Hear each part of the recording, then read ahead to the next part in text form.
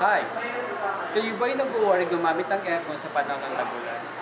Andito na si LG Dual Cool Inverter with 70% energy savings. Ang maganda kay LG ay meron siyang technology na Active Energy Control. Ang Active Energy Control ay kaya mo mag-monitor o mag-set ng ilang percent lang ang kaya mo gamitin sa loob ng kwarto. Pwede ka mag-set ng 80% or 60% or 40%. Dahil sa panahon ng tag-ulan, uso-uso ang mga sakit ngayon. Kaya maraming pumapasok ng mga bakterya sa loob ng ating kwarto.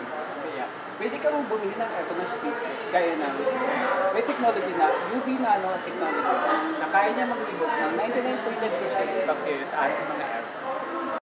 Kilowatt Manager. Ang Kilowatt Manager, ito yung bagong technology na discover ni LG na kaya mong i-access gamit ang LG ThinQ apps na pwede mong i-manage ang iyong aircon dahil meron kang tatlong benepisyo na makukuha dito. Pwede kang mag-manage, budget at monitor.